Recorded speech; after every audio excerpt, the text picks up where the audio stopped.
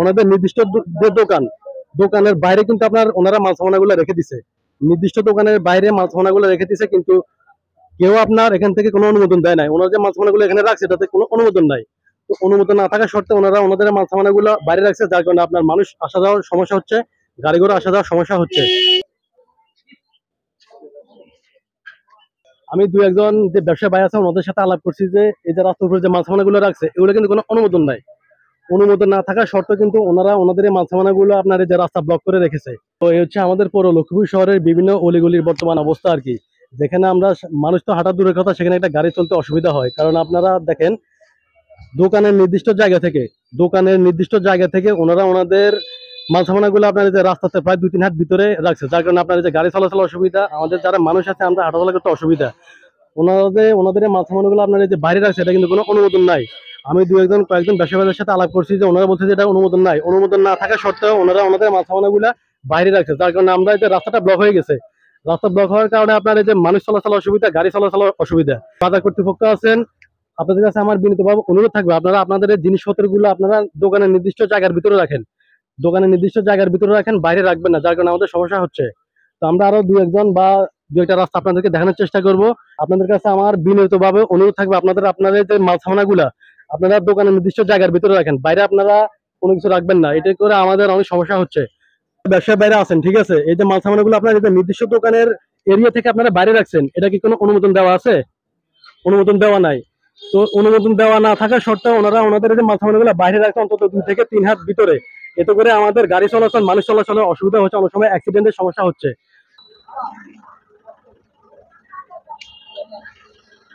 আমি আছি বর্তমানে লক্ষ্মীপুর ব্যস্ততম একটা রাস্তায়, যে রাস্তায় আপনার অনেক মানুষ, হাজার হাজার মানুষ এই রাস্তায় আসা যাওয়া করে।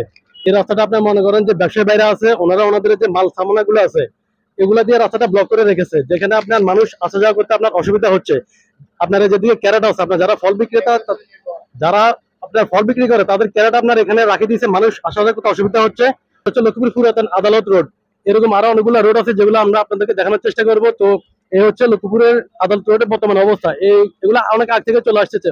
এটা হচ্ছে ওনাদের দোকান। তো দোকানের সামনে যে সরকারি রাস্তা, বিশেষ করে সরকারি রাস্তা, এই রাস্তায় ওনারা ওনাদের মাল সামানাগুলো রেখে দিছে, যার কারণে মানুষ চলাচলে আপনার অসুবিধা হচ্ছে। এই যে এদিকেও আছে। তো আমি ব্যবসায়ীবাদের সাথে কোনো কথা বলবো না, আমি ব্যবসায়ীবাদের সাথে কথা বলতে চাই না। এটা আপনাদের কাছে আমি প্রশ্ন তুলে দিলাম যে ওনারা সরকারি রাস্তা ব্লক করে, সরকারি রাস্তা দখল করে ওনাদের মাল সামানাগুলো কেন রাখতেছে, প্রশ্ন আপনাদের কাছে। তো যারা ব্যবসায়ী বাইরে আছেন ওনাদের কাছে আমার বিনীত অনুরোধ থাকবে যে আপনারা আপনাদের যে মাল সামানাগুলো ওগুলা রাস্তার উপরে না রেখে আপনাদের নির্দিষ্ট যে জায়গা আছে ওই জায়গা পরিমাণ ভিতরে রাখেন। দয়া করে আপনারা এই রাস্তাটা ব্লক করে রাখবেন না। এখান থেকে অনেক হাজার হাজার মানুষ আসা যাওয়া করে, অনেক গাড়ি ঘোড়া আসা যাওয়া করে। তো আপনারা এই যে আপনাদের যে ক্যারেট গুলো আপনাদের দোকানে মাল সামানাগুলো এখানে রেখে দিচ্ছেন, দয়া করে এগুলো আপনারা আজকের দিনের ভিতরে সরিয়ে ফেলবেন। আর যারা ঊর্ধ্বতন কর্মকর্তা আছেন সবার কাছে আমার বিনীতভাবে অনুরোধ থাকবে আপনারা এই ব্যাপারটিকে একটু খেয়াল রাখবেন, ঠিক আছে?